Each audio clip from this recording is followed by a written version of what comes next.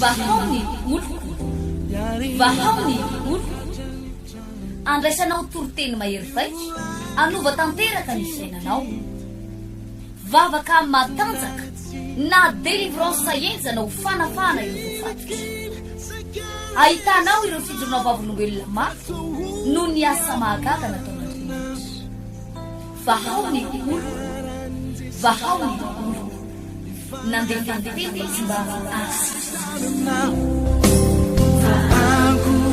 nanisik ang punyang palay aminirana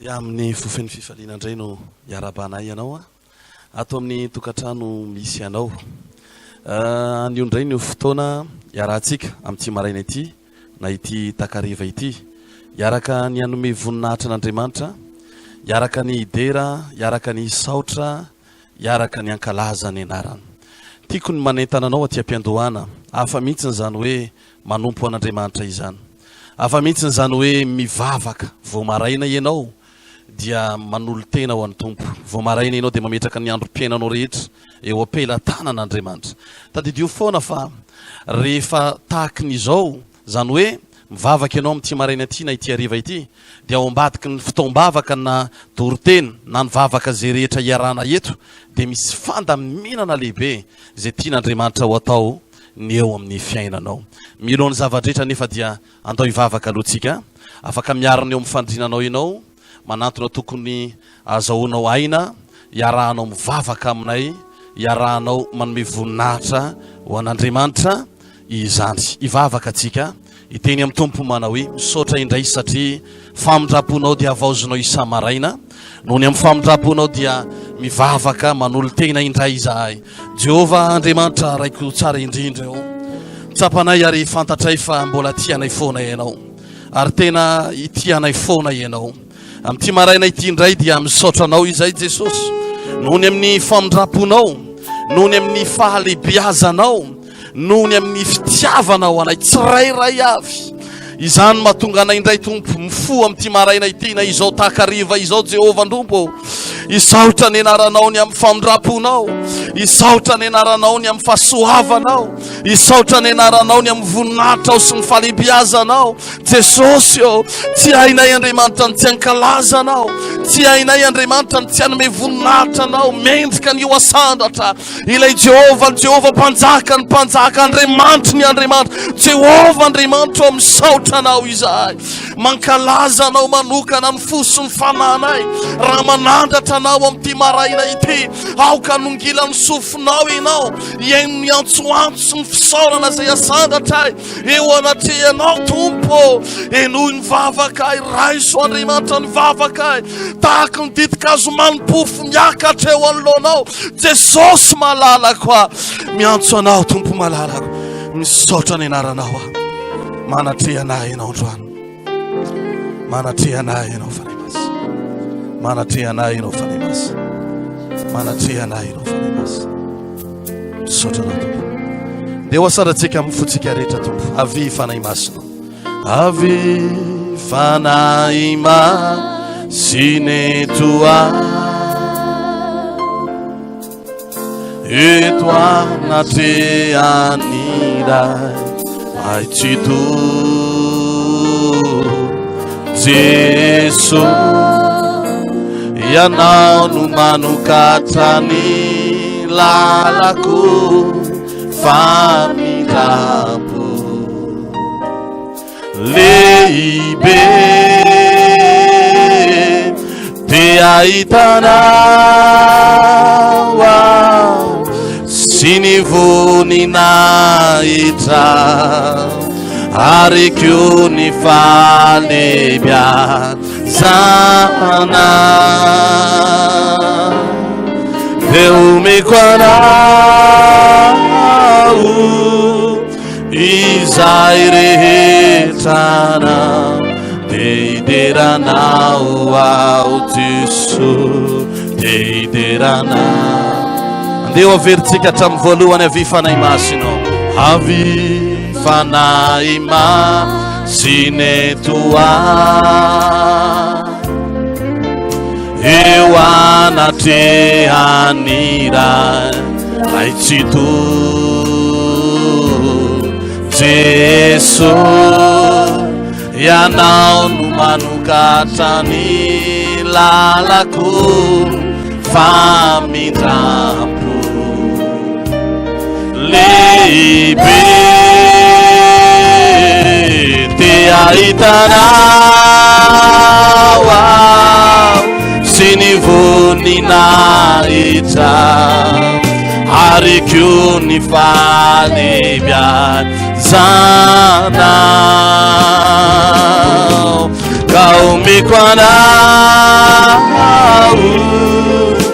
izay rehetranao deideranao ao Jesu deideranao fa te ahitanao ao te ahitanao ao sy ny voninahitra ary koa ny falebiazanao ka omeko anao izay rehetranao deideranao ao Jesu andeha hoasanatsika ihany fa te ahitanao ao te ahitanao ao sy ny voninahitra ary koa ny falebiazanao ka omeko anao izay rehetranao deideranao ao andeha hoasanatsika mifotsika rehetra ao porofo ihany te ahitanao ao te ahitanao sy ny voninahitra ary koa ny falebiazanao ka omeko anao izay rehetranao deideranao ao Jesu deideranao ao deideranao ao deideranao andeha ataotsika tonombavaka izay iry zay teny amin'ny tompo hoe te ahitanao sy ny voninahitra ao te ahita ny fahatsaranao ary ny falebiazanao raha mety ianao sandrato ny tananao nda hivavaka atsika iteny amin'ny tompony amin'izany etaetapo zany fa te ahita n'Andriamanitra ianao mangetaheta azy manokana ianao mitenena amin'i Jesosy te ahitanao hoe amin'ity maraina ity te ahitanao ny amin'ny falebiazanao te ahitanao any amin'ny voninahitra ao te ahitanao any amin'ny fahasoavanao te ahitanao any amin'ny famindraponao te ahitanao amin'ny fiainako Jesosy malalako manandratra zany vavaka izany raha izay tompo te ahitanao izay mangetaheta-nao izay miandrandrana mba hahita ny voninahitra miandrandrana mba hahita ny falebiazanao tahaka ny nanovanao tamin'i Mosesy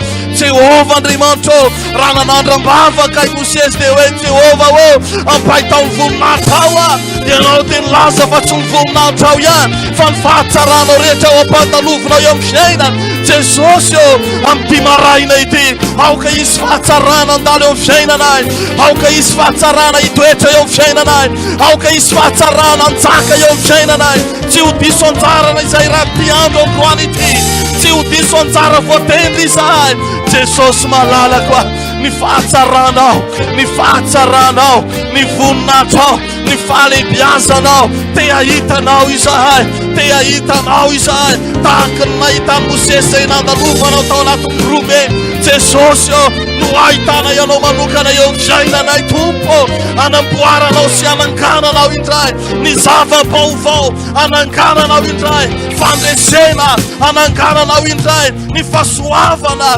Jesosy malalako te ahitanao foana izay na mivoaka sy ny miditra ao anatin'izao tokatrano izao, ireto olona manantra bavaka anao tompo, ahitany voninahitra ao, ahitany voninahitra ao, ahitany voninahitra ao, ahitany voninahitra ao, ahitany voninahitra ao, ahitany voninahitra ao, satria amin'ny fotoana rehefa midina ny voninahitra ao sy ny falebiazanao dia tsy ho fandatsany jentilisa ny fiainana, dia tsy ho anakorana ny fahavalo ny fiainana, fa iraraka ao aminy ny Andriamanitra ny fahatsaranao. Aoka isandratra ianao, aoka isandratra ianao, aoka isandratra ianao, aoka isandratra ianao tompo. Rehefa misandratra ianao dia misandratra koa ny tsirairay avy. Izany Andriamanitra no ahitana ianao ny amin'ny falebiazanao manoka.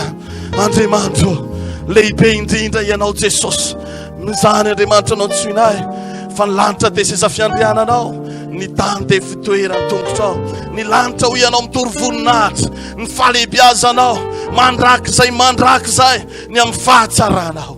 Misandrady ianao tompo, indray ny falebiazanao tompo.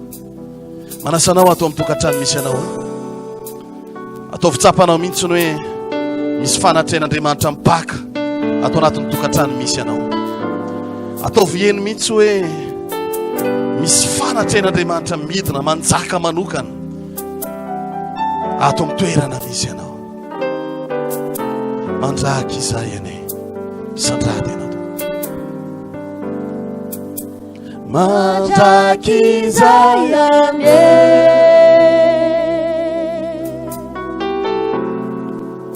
ny fiandrianana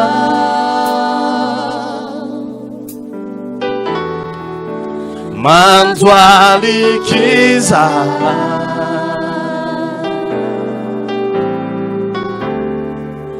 miankoka deo asanatsika ny lanitra mitory voninahitra lanitra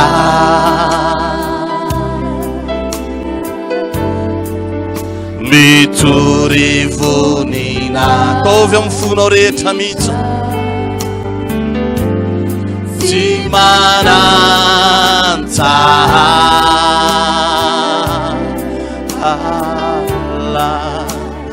ny atsaranao tompo. Tovy amin'ny fonao ny lanitra mitory voninahitra lanitra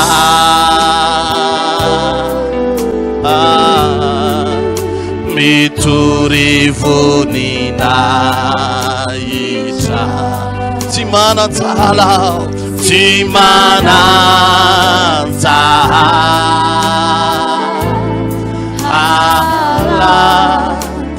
ny atsaranao. Tsika rehetra nome voninahitra azy mandraky izay ane, mandraky izay ane,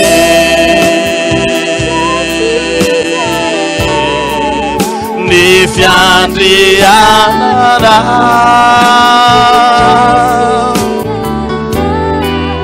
mandoalikiza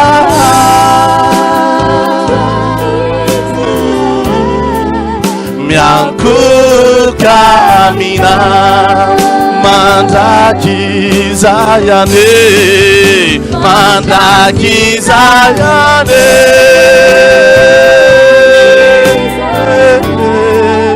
ny fiandrianana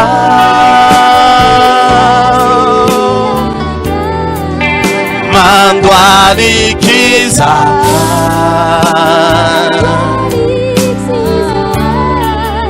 miankoka. Venteso amin'ny fonao rehetra ankala zao Jesosy efa nitsangana ankalaza.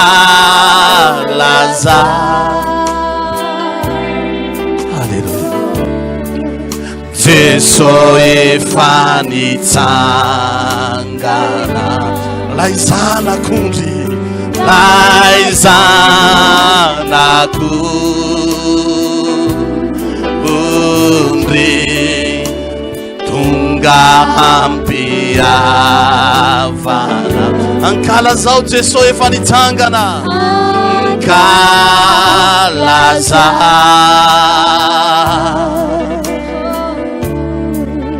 Jesosy efa nitsangana lai zanako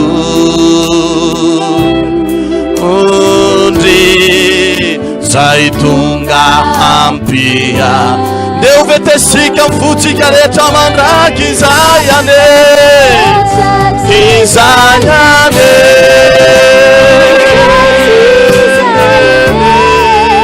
ny fiandrianana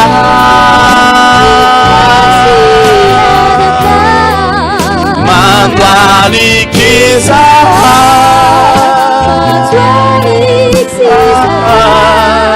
miankuka amina mandakiza yane mandakiza yane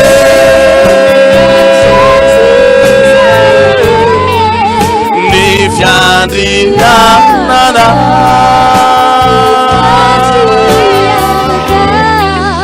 mandalikiza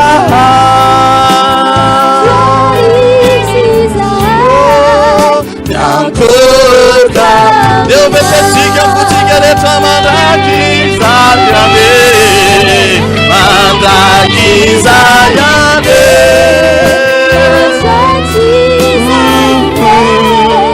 ni fiandrianana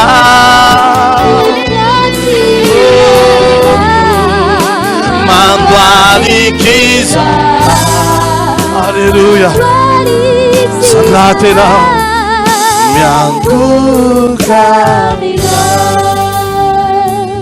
vavakatsika zany falebiazan'Andriamanitra ry havana mandrakizay mandrakizay izy izy ny falebiazana mandrakizay mandrakizay ny fahatsarana mandrakizay mandrakizay ny voninahana mandrakizay mandrakizay ny fisiny mandrakizay mandrakizay ny fitiavana raha mety asandrato ny tananao ndao ivavaka atsika teny amin'ny tompo manoka tena izay mba ho anao Jesosy ho fenoinao ny fanahy mahery avy aminao hiara-onina aminao mandrakizay tompo aoka hidina ny fananao androany toy ny tamin'ny andro ny Pentekosta nameno ny apôstôly sy ny mpianatra ao tompo mila ny fahafenona avy aminao izahay mangeta etanao ny any anatinay Andriamanitra te ahita ny falebiazanao hatrany fenoy Andriamanitra manjakato anatinay mameno anay manokany ianao Jehova Andriamanitra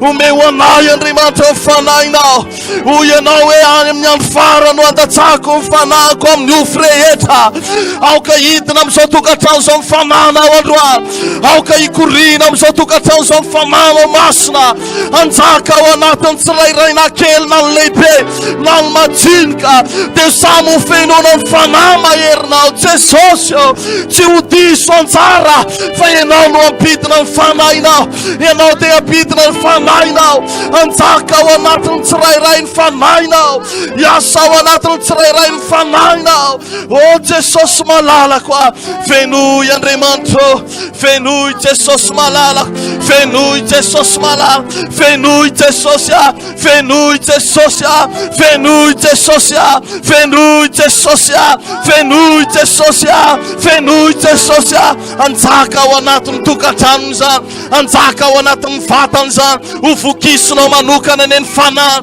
hiasa ao anatiny eny enao fanahy masina hiasa ao anatiny eny enao fanahy masina isambara tonga ny olo ny kristianina rehetra ny zanakao rehetra ny mpanomponao mpiandraikitra amin'ity maraina ity dia ho fenoinao ny fanahinao masina amin'ity maraina ity dia ho kasihan'ny fanahinao mahery amin'ity maraina ity atsapakasika lehibe any anatiny manjakay ianao fanahy masinao manjakay ianao fanahy masinao o Andriamanitra ianao irery tompo mameno anay manoka fenoy izahay androany fenoy izahay androany fenoy fanahy masina sandrady sandrady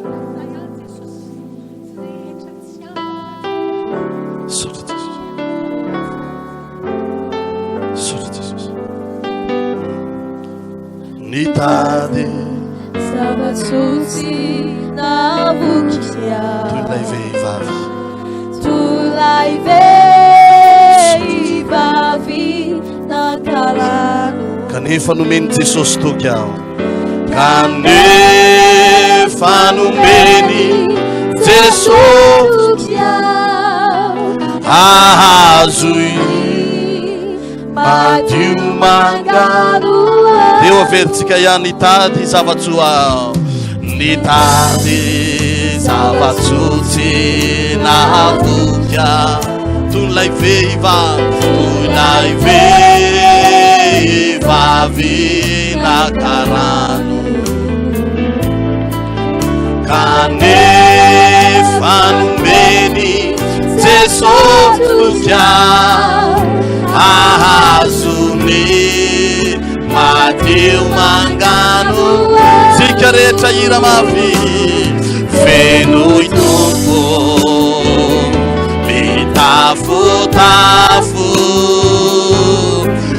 itisiny zay nomenao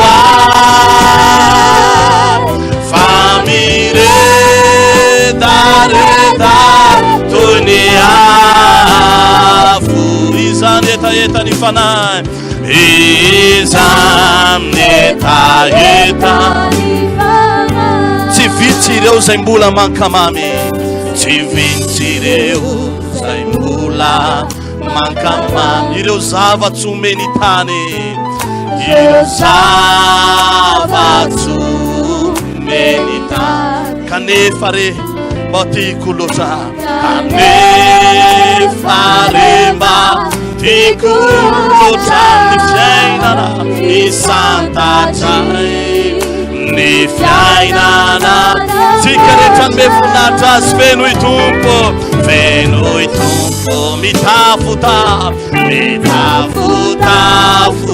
itisiny ny zay nomenao fa miredareda toy ny izany etaeta ny fanahy, izany etaeta ny fanahy. Ry namako izay mbola mitady, ry namako izay mbola mitady, fiadanana tsy hotory, fiadanana tsy hotory. Oreraka ianao iady, oreraka ianao iady, raha tsy mandray, raha tsy mandray any Jesosy. Tsika rehetra iventy mahafeno itompo, feno itompo mitafotafo itisiny ny zay nomenao fa miredareda toy ny afo. Alleluia.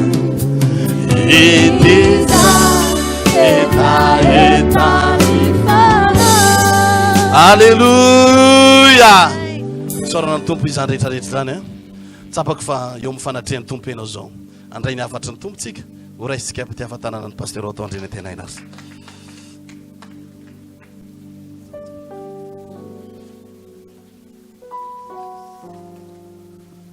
eny ary tompoko tonga dia hivavaka tsika dia aorinan'izay vetesika le hira mahafinaritra manao hoe lehibe ny tompo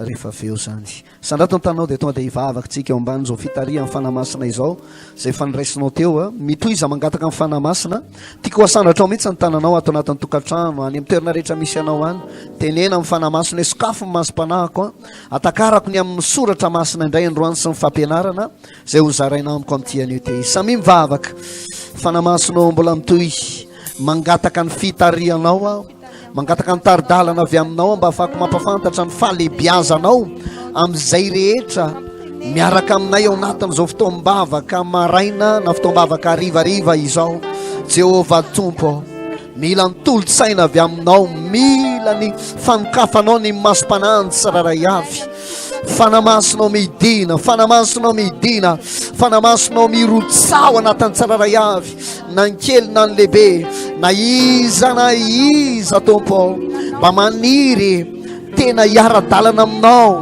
anompo anao amin'ny fony rehetra, amin'ny heriny rehetra, dia onka anao fanamasina ny hitarika azy, anokatra amin'ny masom-panahiny, ampafantatra azy amin'ny tena tokony ho fantatra ao anatin'izao lala amin'ny-danitra izao sy izao fiarahana mandeha amin'Andriamanitra izao. O mampianaranay fanamasina, mampianaranay taka ny nampianaranao andreo apôstôly, ireo mpianatra tamin'ny vanim-potoana amin'ny Pentekosta, izay tena nanana fahalalana be mihitsy ny amin'ny tenin'Andriamanitra, na ny apôstôly na ny mpianatra na ny vahoaka tamin'izany vanim-potoana izany, ary dia liana tamin'ny fampianarana ny olona. Ho toy izany eny fahaliana izay rehetra manaraka an'izao fotoam-bavaka izao ary miara miombom-bavaka aminay, mankasitraka fanamasina, manaiky amin'ny fitarianao aho, misaotra fanamasina, mankasitraka tompo, misaotra tompo.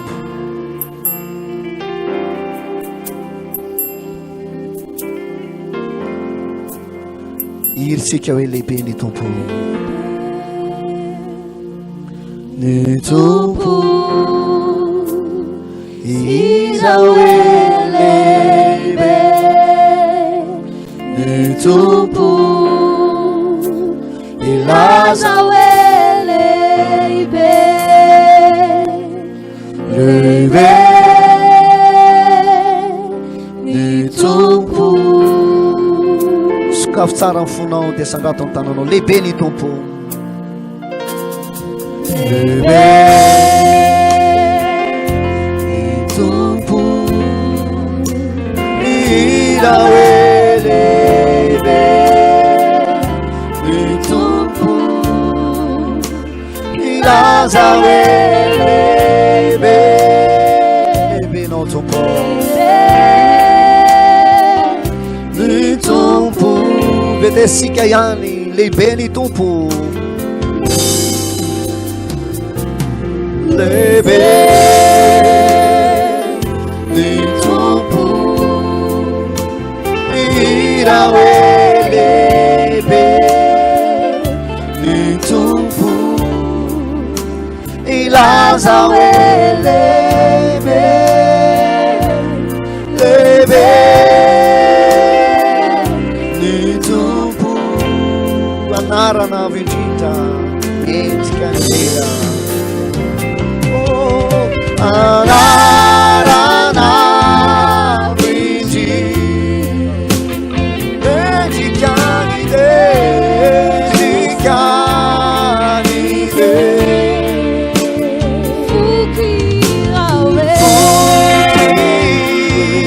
lehibe ny tompo. Anarana avy indrindra, maiza mananja tsan'Andriamanitra, maiza mitera azy. Anarana endrika ny lehibe, endrika ny lehibe,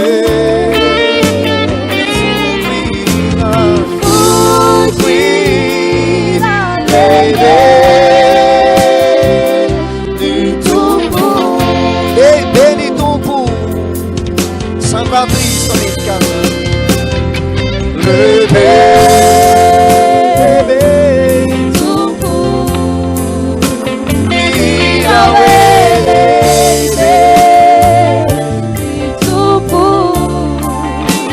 ilaza hoe lehibe, lehibe ny tompo, lehibe ny tompo. Veritsika farany, lehibe ny tompo ira hoe lehibe, nao tompo, mendrika ho anao ny dera sy ny atsy, mendrika ho anao ny voninahitra, lehibe ny tompo. Eny ary tompoko, mazoto erantsika rehetra ndao andray ny afatra ny tompo amin'ny ity maraindraina na ity arivariva izay anaranao ny fotoam-bavaka miaraka aminay ity. Raha omena aloha hevitra ty fampianaran'androany ity dia hoe midira ao amin'ny planin'Andriamanitra, midira ao amin'ny planin'Andriamanitra. Mahafinaritra dia hatramin'ny fanombohan'ny fotoana teo dia ny hira momba ny fahalehibiazan'Andriamanitra isika. Dia miompana amin'izay indrindra ny afatry ny tompo izay ifampizarana amintsika mianakavy androany a. Efa henonao foana hoe lehibe ny tompo, goavana izy, mahagaga izy, fa androany ho velariko aminao hoe tsy misy dikany amin'Andriamanitra ry havana io olana kelytsika io. Io olana tsika nanay mieritreritra ny olana goavana be, ngeza be, mankadiry sy izay rehetra mety ho voam-bolana hoe tsika mahakasika ny olana lalovantsika, na ny ady etrehantsika, na ny aretina miatra amintsika sy izay zavatra mety lalovanao. Fa eo anatrehan'Andriamanitra ry havana, Aman'Andriamanitra ny lanitra azy, tompony fahefana rehetra, tsy dimbiasym-pahefana, araka nampitain'ny Pasteur Odon manasety ao tao anatin'ny tonkira dia zao mandrakizay ny fiandrianany, mandrakizay ny heriny, tsy misy nizaniza afaka hialoha lalana azy na ambimby toerana azy. Izy ilay mpanjaka tsy manataloha mipetraka eo amin'ny seza fiandrianana fotsy lehibe, ao amin'ilay mazava tsy hay atonona nebakebanakanjo mameno ny tempoly. Tsisy teny mahalaza ny fahalehibiazan'Andriamanitra ry havana. Ararintsika raha mba manompo azy ao anatin'ny fotoana tahaka an'izao, na ny maraina na ny hariva. Ary atao fifalianao anao miaraka aminay ao anatin'ny fotoam-bavaka tahaka an'izao a, izay rahana amin'ny lehilan'Andriamanitra, mpanompon'Andriamanitra, mpiara-miasa rehetra ao anatin'ny fotoam-bavaka toy izao. Tô dia efa hiditsika ao anatin'izay fampianarana lehibe izay satria ny fotoanantsika voafetra ihany a. Jeremia 2:7-20. Jeremia 2:7-20. Toy izao mivaky ny teny aminaran'i Jesosy: indro izao no Jehovah Andriamanitry ny nofo rehetra, mo misy zava mahagaga zay tsy haiko va. Joba 2:2.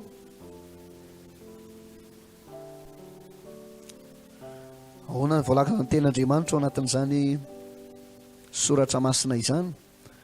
Joba 2:2.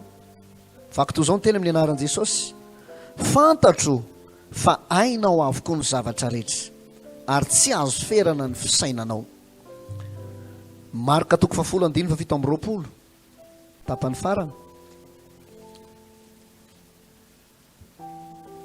Ahoana ny voalazan'ny ten'Andriamanitra. Marka 2:10 somary mavitribitrika kely tsika mamadika baiboly a. Eo amin'ny 7:20 dia ahoana ny voalazan'ny ten'Andriamanitra manao hoe tapany farany, fa ny zavatra rehetra dia ain'Andriamanitra. Alova kitsika hatramin'ny eny amin'ny voalohany. Marka 2:7 hatreny amboniny vakitsika. Fa Jesosy nijery azy ka nanao hoe, raha amin'ny olona dia zavatra tsy hainy zany, fa tsy mba tahaka an'izany amin'Andriamanitra, fa ny zavatra rehetra dia ain'Andriamanitra. Satria goavana izy, satria lehibe izy, ny zavatra rehetra hainy atao. Izy no Andriamanitra ny nofo rehetra, mo misy zava-mahagaga zay tsy hainy ataony va. Zao mantsy ny olana mitondra ty ny fiboana andihan'ny fahefatra. Zany hoe raha volana sy tapany zay no ny ainantsika tao anatiny zay confinement zay na ny fiboana 12 andro in-telo miataona miditra ao anatin'ny fanonefantsika zao. Ary fantany apetraka dia zao, anahoana ny toyany? Mbola isy famidiminy ve, dia mbola isy faneniny ve, dia mbola isy fampitony ve? Kanefa tsika ary zao anatin'izao fanonefany zao efa maro no monimonina, efa maro no mitaraina manao hoe ahoana ihany izy ty e, ahoana amin'ny tena fandehany sy ny tena fizotrany, inona marina amin'ny tena zava-misy. Dia fiarahantsika mahalala ny amin'ity valana retina Covid-19 ty, izay tsy ny firenena malagasy ihany no miatrika an'izany, fa ny fireneny rehetra maneran-tany. Ny fanontaniana rehetra apetrakitsika dia Andriamanitra ihany ry havana mahay an'izany. Ny anjara mpitondra fotsiny dia miaro ny vahoaka ao aminy, ary tsisy antony tokony hanomezantsika tsy ny mpitondra sy manam-pahefana mihitsy manoloana ny fepetra rehetra zay raisiny, satria tsy maintsy miaro ny vahoaka ao aminy izy. Na ho betsaka aza ny mametsiny, betsaka ny manakolazayna sy ny sisa. Za dia midera ny fitondram-panjakana ary mivavaka ho an'izy ireo any romanal aleto dia manentana mpanompon'andriamanitra namako a mivavaha ho an'ny mpitondra antsika ny kristianina manaraka an'izao vondrom-bavaka izao a hoy aho hoe mivavaha ho an'ny mpitondra antsika fa raha omen'andriamanitra tolotsaina izy ka miadana ny firenena dia mba hiadana ihany koa isika zany anery havana le fiarahana amin'andriamanitra io zany tsy vaolana mihitsy ny fimonomononana ary tsisy vaolana azo avy amin'izany tsy zany no aresy lahatra an'andriamanitra ka tonga an'andriamanitra hiditra tsehatra eo amin'ny fiainantsika ny zavatra tokony atao dia hoe ahoana ny tonga an'andriamanitra hiasa eo amin'ny fiainako manoloana ny zavatsarotra zay atrehako ikena fa tsy mora ny lalana ry havana fa mafinaritra miaraka amin'andriamanitra goavana isika miaraka amin'andriamanitra lehibe isika ary zay mahatonga antsika mibera azy manome voninahitra azy satria tsy misy zavatra tsy hainy atao ny ranomasina mena nosokafany ary mbola resako aminao io ny zavatra nataony tamin'ny vahoakany tamin'izany vanim-potoana zany fa mampitola gaga ary za dia mino fa hiakatrakatra mihitsy ny finonao ao anatin'izao a fotoam-bavaka izao ary ho velona ny fanantenanao hoe aikay le manompo an'andriamanitra tena misy fanantenana mafinaritra mihitsy fa ndraindray tsy takatsika ry havana ny fihevitr'andriamanitra tsy takatsika ny fisainan'andriamanitra zay ny maha olombelona atsika ntaony mba hiresaka kely ny tantarany Abrahama isika raha isika ihany reo ten'andriamanitra mivakitsika teo reo a rehefa avy eo a eny antsefatsefaneny ny Genesis 5:10 a dia nisy taona very hevitra mihitsy Abrahama eo amin'ny 9:2 dia misy ten'andriamanitra manao hoe naran' Jesosy aroy Abrahama Jehovah tompo inona nomenao aho fa izaho mandroso fahanterany nefa tsy mananjanaka ary ny tompony ady ilay Eliezer avy any Damaskosy aroy Abrahama indro izao tsy omenao faramandinika ka indro ny anankiray amin'ny atao tranoko no andova namaly azy Jehovah amin'ny 14 ary indro ny teny Jehovah tonga taminy hoe tsy andovanao zany fa izay aterakao dia izy no andovanao dia nitondra azy nivoaka teo ivelan'ilay izy ka nanao hoe jereo angeny lanitra ka isoankitany raha mahisa azy ianao dia hoy izy taminy ho tahaka izany ny taranakao eo amin'ny 7:10 ary Jehovah tamin'ny Abrahama aoka ho fantatrao marina fa ho vahiny any amin'izay tany tsy azy ny taranakao ary hanompo ny olona any ary ampahoriny 700 taona izy ary zany fireneny zany kosa dia izay ho tompony dia ho tsaraiko ary rehefa afaka zany dia hivoaka mitondra rem-behivavy izy 9:12 ary tamin'izany andro zany Jehovah dia nanao fanekena tamin'ny Abrahama ka nanao hoe ny taranakao no omeko ity tamity hatrany amin'ny on'ny Egipta ka hatrany amin'ny ony lehibe dia any amin'ny on'ny Eufrata hatreo mitsaka tsara na zavako azy ainao ny tantaran'ny Abrahama hoe tsy nanananaka izy nefa efa miantitra efa mialehibe mipetraka ihany fanontaniana hoe aiza zay taranaka nefa ny arena ty be lehibe ny arena ty mitobaka izy zany tsy problème mana fahantrana ny problème ny Abrahama fa problème mana taranaka fa enoy tsara fa mety mbola tserinao kory ty fanazavana zay omeko ity fa na dia izaza mandray an'ilay fanambarana ny révélation no men'Andriamanitra dio iaho hoe Andriamanitra ngeza loatra ianao inona ny zavatra misy i Abrahama mbola mieritreritra hoe anananaka sa tsy anany dia efa mieritreritra izy hoe izy amin'reto mpanompo atao anatin'ny tokantranoko reto mba mahatoky dia nahita ny Eliezer izy avy any Damaskosy dia izy hoe angamba Eliezer no atsangako mpandova fa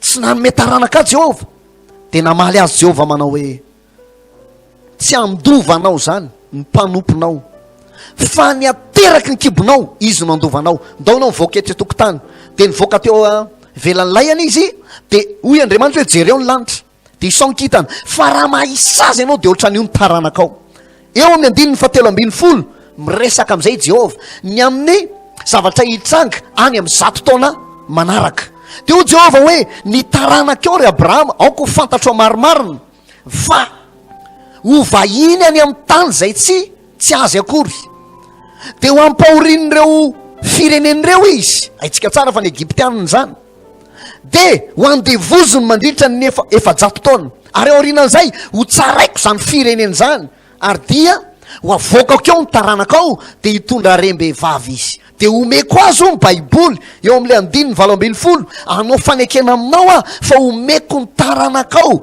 ity tany ity dia tsy inona fa mitany Kanana miaraka amin'ireo on'ny Eufrata sy ireo ony lehibe tamin'izany vanim-potoana zany ny tany ny Kenita ny Pirizita ny refahita, ny amorita sy ny kananita omeko ny taranakao io ho Jehovah. Mafinaritra ry havan'izany. Ny any Abrahama dia mieritreritra fotsiny izy ny androany sy ny rampitso hoe anananaka ihany ve zay ny afaka heritaona, mbola bevoka ihany ve vadiko mba hanana taranaka ihany ve zay. Fa ho Jehovah manao hoe ny taranakao no omeko amin'ity tanàna ity, afaka amanjatonjato taona no avy. Zany hoe ny an'Andriamanitra ry havana tsy mijery le androany fotsiny izy, fa hatramin'ny ho avinao any aoriny dia efa vita planina ao an-tsain'Andriamanitra, efa vita programa ao an-tsain'Andriamanitra. Raha takatrao zany tsy olana aminao miatrika an'izay zava-misy androany, tsy mampanahinao miatrika an'izay zavatra misy sy izay olana kely tsy finanankanina kely androany. Ny antsika matsy dia hoe zay zao tsy afaka mivarotra laniny teo an-tanana, inona zany zao ny atao dia imonomonina zany. Tsy fa olana monmonina ry havana. Ary na i Abrahama aza ny fotoana tena latsaka tao anatina fakapanahy mihitsy, satria na ny antony ohatrany tsy nintsony Abrahama hoe mbola omen'Andriamanitra taranaka izy. Zany hoe miteny fikasana no men'Andriamanitra azy, ohatrany tsy tena ninony. Ry havana malala, androany mampirisika anao midira ao anatin'ny planin'Andriamanitra, midira fotsiny ao anatin'ny planin'Andriamanitra, fa efa vitan'Andriamanitra planina no avintsika rehetrarehetra. Ary na ny fiainana mandrakizay izay olovantsika azy, zay no natonga Jesosy ny aloha lalana, dia efa voavoatra. Fa ny olona ho ampakarina sisa no andrasana, iza no tonga soa any amin'izany toerana zany, iza no tonga soa any amin'ilay Jerosalema vaovao. Te ampahery anao a, raha izay olana kely lalovanao io tsy olana amin'Andriamanitra io, tsy olana amin'Andriamanitra io. Hatramin'ny taranaka Abrahama fara-mandimbany efa vitan'Andriamanitra kajy tao an-tsaina hoe ho avy Isaka afaka fotoana fohy. Ary tsy vitan'izay fa Isaka indray hiteraka ny Jakoba, dia ireo a ny any amin'ny taranaka Jakoba rehetra no antsoina hoe Israely. Efa vitan'Andriamanitra, efa hitan'Andriamanitra mialoha zany rehetrarehetra zany. Nisy fotoana tamin'ny Joba tao anaty ady mamay dia monmonina mitabataba, nanometsiny an'Andriamanitra, nanamary tena. Nisy fotoana amin'izay Andriamanitra miteny tamin'ny Joba, sikina ary anao tahaka ny lehilahy izy fa anadina anao a. Taizy ianao ry Joba tamin'ny zanan'orona amin'ny tany sy ny lanitra, ambarao rainao. Taizy ianao tamin'ny zanan'orona amin'ny tany sy ny lanitra, ambarao rainao. Ary raha manontany anao a, taizy ianao fony Andriamanitra nanorona amin'ny tany sy ny lanitra. Dia izy ianao manao hoe mbola tsisy, ary tsy haike isa tsisy, fa mitena marina matoa nisy tsika aty amin'ny vanim-potoana iainantsika kehitriny dia efa tao an-tsain'Andriamanitra, efa niprogramen'Andriamanitra, efa niplanifien'Andriamanitra hoe isy olona ohatran'izao, dia isy olona ohatran'izao, dia ataoko ohatrohatr'izao ny paoziny, dia ataoko ohatrohatr'izao ny fiainany, dia izany mandamina ny fiainany ray manontolo. Tsika ry havana mite hipanika amin'ny zava-misy eto ambonin'ny tany, fa ireo zava-misy ireo azo ny tompo hovaina ao anatin'ny ray mpimaso ireo. Tsy olana amin'Andriamanitra amin'ny mamadika an'izao tantara lalovan'izao tontolo izao, fa mitena marina amin'izao zava-misy eto ambonin'ny tany izao, efa faminaniana io ry havana, faminaniana teo am-bavan'i Jesosy io. Ary tsy iza naniraka an' Jesosy fa Andriamanitra. Ny Lioka 2:1-10 dia misy ten'Andriamanitra manao hoe ary isororo-tany lehibe ozy izy sy mosary eny ambonin'ny tany, ary isy ihany koa ny arety mandringana any amin'ny tany samihafa, isy famantarana ihany koa eny amin'ny lanitra sy ny sisa. Amin'ny faminaniana tsy maintsy tanteraka io. Zao zavatra lalovantsika izao amin'ny mafaminaniana azy dia tsy maintsy lalova amin'ny firenena. Tsy hoe Andriamanitra koa tsy mihaino vavakantsika hoe Andriamanitra ve mihaino ny fifonanay malagasy, Andriamanitra ve mba mihaino ny fitarainanay, Andriamanitra ve mba mahita ny fijalianay, Andriamanitra ve mahita n'izao zava-misy eto Madagasikara zao. Eny tompoko, hitan'Andriamanitra io. Fotry ny vanim-potoana rehetra Andriamanitra efa malala hoe zao ny fiandohan'ity aretina na hivalina aretina Covid-19 ity dia mifarany eto. Dia rehefa izay ny planin'Andriamanitra, rehefa izay ny programan'Andriamanitra, tahaka ny zanak'Israely hoe mandritra ny 7 taona mandeha any amin'ny tany efitra, sady volavolaina, no tefena, no amboarina, no rantsanana ihany koa, koroana sy vanina, iza mendrika ho tonga any amin'ny tany Kanana. Dia izay io, dia tsy nafezin'Andriamanitra mihitsy ilay 7 taona, fa navelan'Andriamanitra mihitsy aloha lalovan'ny zanak'Israely. Iza matoky, iza no vonina ankatonteno, iza ny tsy ala ao anatin'ny planiko, iza ny tsy villalana, iza ny tsy monmonina ka nometsiny an'Andriamanitra. Zany io ry havana. Za dia isaorako an'Andriamanitra fa na mbola nitoy ary ty confinement ty, dia tsisy tahotra na dia kely aza satria fantatro ny Andriamanitra, fantatro izay inoko. Fa mahay manoa anahy izy ary mahay mamatsy ahy, ary raha iny atao amiko zany ainy atao aminao ihany koa zany. Vita ny manatateraka an'izany aminao. Fa ny olona antsika ry havana, tsy ny olona tsy mivavaka ihany, ary eto tsy miresaka amin'ny olona tsy mivavaka, fa efa fiainany monimonina, efa fiainany mametsiny, efa fiainany miteny ratsy, efa fiainany zany. Fa ny olana dia lasa latsaka ao anatin'izany ny zanak'Andriamanitra. Monimonina satria tsy afaka miasa fa tapakandro ihany ny miasa. Monimonina satria ny ena ny volaniditra atao anatin'ny tokantrano, satria efa zatra nandray vola be.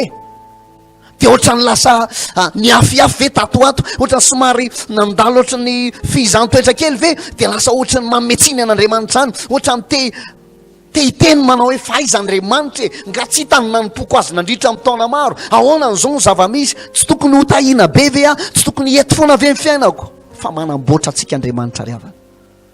Raha andeha ataoko hoe zatra ny robaroba be anao tao anatina fitantanana, mampianatra anao hitantan'Andriamanitra ary ahy mandanjalanja ao anatin'izao toe-javatra lalovantsika izao. Ny zava-misy ry havana dia ampianaran'Andriamanitra antsika, anoron'Andriamanitra lalana antsika hoe tiany lalana ka izory. Tsy mety ty ataonao ty fa zao ny tokony atao. Indraindray misy amintsika ry havana tsy maro mianakavy akory, fa indraindray ianao ohatra hoe mahandro vary, tsy haiko moa voaingana na ianao ty resaka ty. Misy mpivady kely mbola voavita mariazy, dia ianao ve mbola voavita mariazy, mbola tsy dia mbola manana fidiram-bola be manao ahoana. Dia mahandro vary iny ray mandeha dia telo kapoka nefa nareo mivady fotsiny. Dia zay hoe mila miana ary tsika, za tsy mametsy iny fa mila miana ary tsika, fa mety tena eo anatin'ny fahazotokomana ve izy mivady. Fa farafara ny olona ry havana raiky apoka dia fampeny izy mivady, ary raha mba hoe tena tsy ampy mba raisy tapany ohatra, mba farafaratsy ny raiky apoka avy telo kapoka isaky miditra sy mivoaka zany mihinana foana. Tsisy hoe amin'ny 12 fa mety mihinana amin'ny 2, dia mety mihinana indray amin'ny 4, dia tena fafinaretana mihitsy le dia ozy ny tompo hoe mandalo fanefena kely aloha, velan'Andriamanitra andalo mihitsy aloha zany toe-javatra sarotra zany, zao zavatra misy zao. Mba haninona? Mba hay mandanjalanja amin'izay. Mba hitsinjovana ny manaraka dia aloha ahena kely ny kapoka. Mba misy karazan'olona ny ry havana telo mianaka izy, efa mianaka fa tonga dia enombo raiky lao no hoaniny amin'ny loka atoandro. Dia izy rehefa mba mihinana aloha dia mihinana aloha mba mihinana fa ao ny andro hinanana, ao ny andro hifadiny, mbola toanana verse indray le izy rehefa avy eo. Zany tsika ry havana, mamola vola atsika Andriamanitra, manamboatra atsika Andriamanitra, ary misaoran'Andriamanitra any amin'ny zavatra rehetra. Zao zava-misy zao zany no hitarafan'Andriamanitra hoe iza mahay makasitraka, iza mahay mideran'Andriamanitra hoe Andriamanitra misaotra anao fa mahatsara anay zao, hoe misaotra anao Andriamanitra fa mahasoa anay, matolalova anay zao. Tsy hoe tsy hainao mamany olana io, zay Covid-19 very havana dia tsy vitan'Andriamanitra amin'ny manilika an'io, fa io moa ny ampafirin'ny aretana efa nandalo teto. Fa dia ohatrany mampitola gaga hoe tena very hevitra daholo hatramin'ny firenena matanjaka ka hatramin'ny firenena andalam-pandrosoana. Aiza namana amin'ity olana ity, ary araka ny vaovao reko dia miara-mitady vahaolana daholo zao ny firenena rehetra. Iza no hita vahaolana amin'ity Covid-19 ty, na ity valana retana ity. Ahoana ny andresena an'io? Samy mieritreritra mba te andresy daholo, fa hatramin'ny androany aloha dia ohatran'ny mbola fisorohana. Zany mbola vahaolana hitan'ny zao tontolo zao, samy miezaka mamaolana. Ahoana ny sorohana mba tsy hitaran'ity aretan'ity, ahoana mahatonga an'io tsy hahafaty olona be dehibe. Dia samy manao zay faraheriny mampiasa amin'ny fahaizana. Fa mitena marina amin'io rehefa tapitra ny vanim-potoanan'io araka ny voalaza amin'ny ten'Andriamanitra dia miala ho azy ihany io, dia resy ho azy ihany. Fa tsika miandra ny planin'Andriamanitra fotsiny, miandra ny fotoanan'Andriamanitra fotsiny, dia mahay mankasitraka amin'ny zavatra rehetra. Nefa nazanona zany mivavaka tsika mba hialany io aretin'io atao amin'ny firenentsika. Iresaka kely ny tantaran'ny zanak'Israely nisy fotoana tonga amin'le tenin'Andriamanitra zay nivakitsika teo amin'le Genesis 5:12 eo amin'ny 7:30 hoe nitaranakao ry Abrahama dia ho ampahoriny ny firenena any amin'izay tsy azy akory, dia ho ampahoriny mandritra ny 700 taona. Inona ny zavatra misy ao amin'ny Exodosy 1 nitombo be mihitsy ny zanak'Israely. Ny mpanjaka tamin'izany fotoana izany na ny Farao dia tsy nahalala ny Josefa sy ny taranany, tsy nahafantatra ny Josefa, fa ny zavatra hitany fotsiny dia zao nitombo be zay tsy izy mihitsy ny zanak'Israely. Any ka nampivaraontsana ny Farao hoe raha izao no mitoy dia ho reseny reto fireneny zanak'Israely reto tsika fa zao andao fongorana ny lehilahy rehetra latsaky ny 2 taona dia nomeny toromarika ny vahoaka ny manao hoe raha mahita zanaka hebreo teraky nareo ka lahy dia tonga dia arioany amin'ireny ranony ely vono io faty fa ohatra mampatahotra ny fitombony reto israelianiny reto na izany naty zany nefa tafavoaka velona tao anatin'iny Mosesy satria Mosesy ao anatin'ny planin'Andriamanitra ao amin'ny toko 2 inona zavatra misy nitaraina ny zanak'Israely satria nampahorin'ny Egyptianina nitaraina tamin'i Jehova ô mamindra fo aminay mba jereo zao fahorinay zao ao amin'ny Exodosy toko 2 ny 9 fa 420 ahoana ny vaky ny teny aminaran'i Jesosy ary Andriamanitra nandreny fitaraina midena tsiaro ny fanekeny tamin'ny Abrahama sy Isaka ary Jakoba ary Andriamanitra nijery ny zanak'Israely ka nahafantatra azy rehefa ien'ny Jehova ny fitaraina ny zanak'Israely tsarony amin'izay le fanekena nataony tamin'ny Abrahama sy Isaka ary Jakoba Jehova efa nanao fanekena tamin'ny Abrahama hoe tsy maintsy ho tsaraiko zay firenena mampahory ny taranakao ary hoetiko aty amin'ny tany Kanana izy lay tany tondra-dronono sy tantely noho ny fifaneken'Andriamanitra tamin'ny Abrahama no namoahana ny zanak'Israely tao amin'ny tany Egypta fa tsy ny fitaraina fa kio ny ten'Andriamanitra fa marina zany zany koa tsy midika hoe rehefa eninao zany dia andao hitaraina dia andao hitomany dia tsy vaholana riavana zany ho jereko tsika eo nitoyany manaraka fa niretany fatezerany Jehova reto zanak'Israely reto vokatry ny fitaraina pahoriana zay nataony fitaraina ny ratsy zay nataony verina alohantsika eo amin'le hoe tsaron'Andriamanitra ny fanekeny tamin'ny Abrahama dia navoaka amin'ny tao amin'ny tany Egypta ny zanak'Israely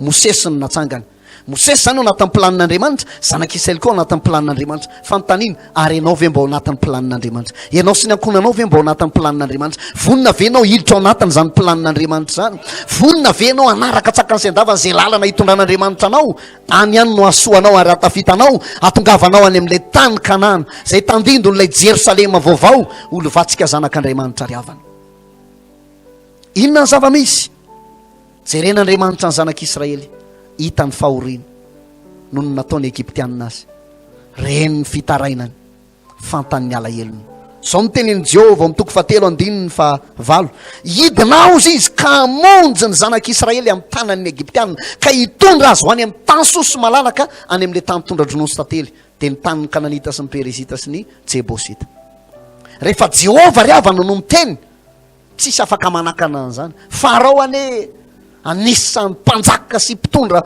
firenena mafy loha mafy atoka mazandoha be mokondoha mialatsiny amin'ilay voambolana zany mihitsy Farao iza moa Jehova ka ho avoakako ny zanak'Israely ozy izy za tsy mahalala an'izay Jehova zany ahoana no avoakako reo nefa reo no ahafahanay matanjaka sy manangana folo-drafitrasa goavana be tao amin'ny firenena non tsy malefako zany reo fanamafy ohatriny ao ny Farao motsamotsana ny hafarany potika hatramin'ny tafika tao amin'ny tany Egypta tamin'izany fotoana zany safotra tao anatin'ny ranomasina mena Farao potika daholo zay rehetra mety zavatra ny anterany sy ny fananany hatramin'ny andriamaniny ary mivadika taminy satria ao amin'ny tany Egypta dia misy andriamanitra be dehibe andriamanitra tompon'izy ireo dia ireo ihany no namoronan'Andriamanitra loza tamin'ny alalan'ny Mosesy nampitehana ny Farao sy ny vahoakan'ny Egyptiana tsy tantaran'izany satria efa hainao zany rehetrarehetra zany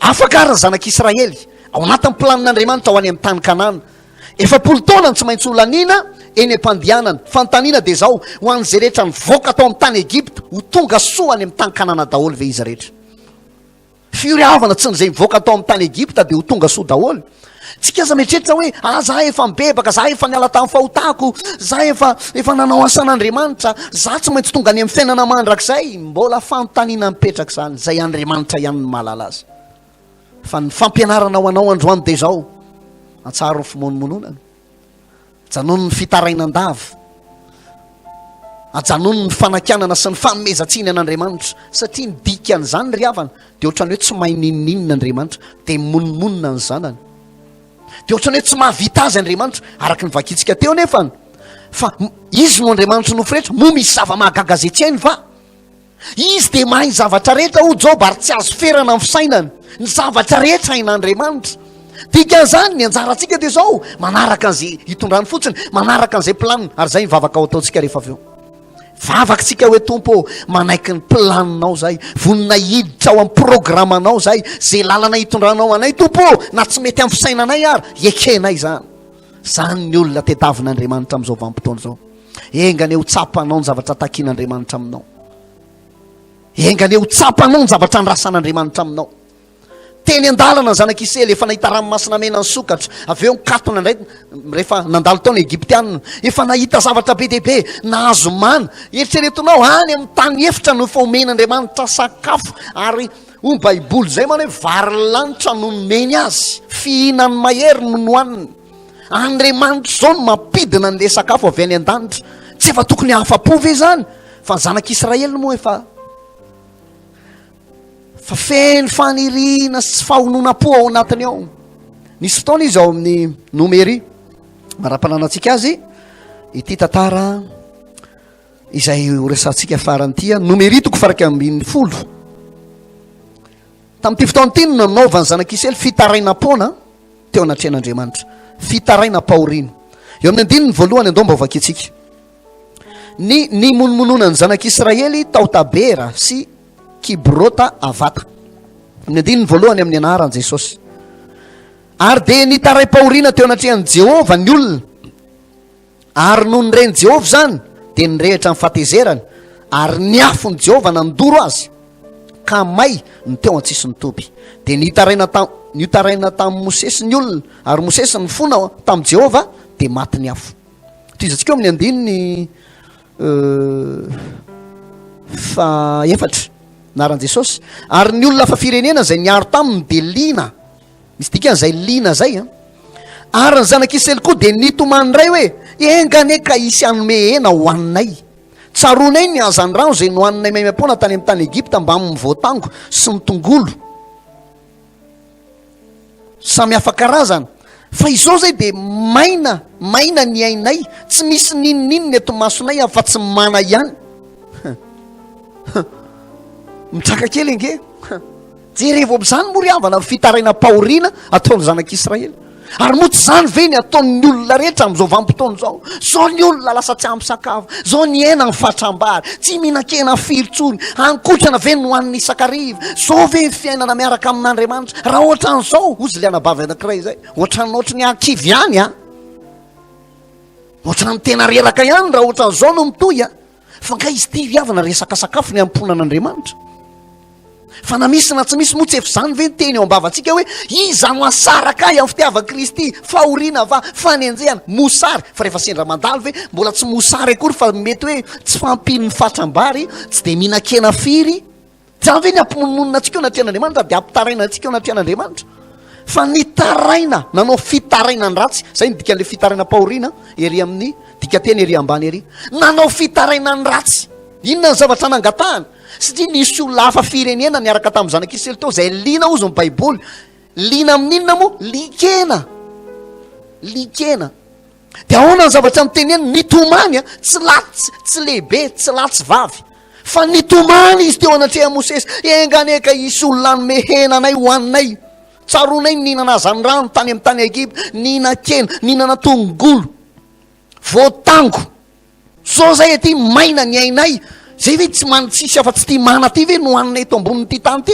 Mana ihany zany. Nirehitra amin'ny fahatezeran'i Jehovah ry havana eo amin'ny 9 manaraka eo. Satria nisam-pianakaviana eo amin'ny 10 tsy vakitsika fa arao fotsiny tantara. Eo amin'ny 10 diozy ny baiboly hoe nisam-pianakaviana zany hoe maromaro anakaritra zany teo ambavadin'lay, teo ambaravaran'lay, de nitomany fatratra, mitady inona? Mitady hena, mitomany hena. Nisy fotoana tena nirehatra fatratra amin'ny fahatezeran'i Jehovah, nirehatra koa fahatezeran'i Mosesy. Zao ny tenen'i Mosesy, Jehovah tsy zany eny nitoritoronona an'ireo tsy za ozy nitondra an'ireo tao amboaka, fa mavesatra amiko nitondra an'ireo Andriamanitra. Tsy zakako tsony no mitondra an'ireo, tsy vitako rery. O Jehovah manao hoe raha tsy vitanao rery ary Mosesy, ao fitadiavako vaolana an'iray ianao, manangony ianao fitopolo lahy, de angalako ny fanahy ao anatinao, de amin'nyrako am'ireo fitopolonareo mba hiara mitondra aminao ny zanak'Israely. Hitanao am'izany fa ny an'Andriamanitra ry havana misy vahaolana ny zavatra rehetra. Io olana lalovantsika io misy vahaolana io ry havana malala, ry fianakaviana malala isany misy vahaolana io toe-javatra sarotra lalovantsika io. Noho izany tsy fimonomononana no ilaina fa ianao militra ao anatin'ny planin'Andriamanitra. Ianao manaiky ny planin'Andriamanitra. Ianao manaiky takany Abrahama. Nisy fotoana Abrahama mitenen'i Jehovah miala amin'ny tany havanao tonga de lasa izy. Ary zay no mahatonga an'Andriamanitra nanao fanekena tamin'ny Abrahama ka na de fantitra azy izy de nomen'Andriamanitra aza ny valim-bavaka de tsy iza fa Isaka. Ary zany olona zany no ilain'Andriamanitra amin'izao vanim-potoana zao. Lehilahy sy vehivavy manaiky ny fitondran'Andriamanitra, manaraka tsakany sy andavany zay lalana hitondran'Andriamanitra na sarotra na mora, na amin'ny fitahina na amin'ny tsifosina. Fa tsy hoe misy fitahina tompo hanompo anao trafana fa rehefa tsisy de hiala zany tsika. Tsy zany vahaolana. Inona zavatra misy tao arinan'io de zao mitenen'i Jehovah tamin'ny Mosesy, lazao amin'ireo zanak'Israely reo.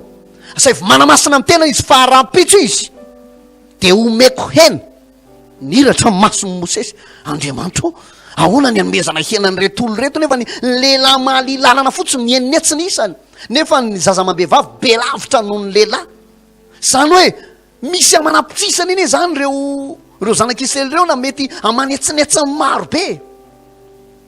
Fa zao nytenen'i Jehovah, lazao azy fa tsy indray andro, tsy ny 2 andro, tsy 5 andro, tsy 10 andro, tsy 20 andro namezako hena azy fa mandritra ny 2 volana mipaka de hivoaka ny amin'ny vavorory ny fofokely. Enjana tompoko zany. De ozy Mosesy, lasa indray Mosesy amin'le fisainany satria io anery lasa nabavy tsy mipino ihany mandalolana amin'izao fotoana izao fa na amin'ny pasteur ihany koa azy. Na amin'ny pasteur koa azy ao anatina fizan-toetra mahamay. Betsaka amintsika zao pasteur no miteny manao hoe ahoana mipino, mba mihinan-kanina ave mipinona ihany, rehefa mba manana pino kely ohatra ny hoe arivo izy ohatra na ohatra zany. Ny asasany aza moa 520 efa mampiahy azy mba mihinana aveo reo 520 reo. De ahoana zany ho an'ireo manana pino ao aminy amanalinaliny.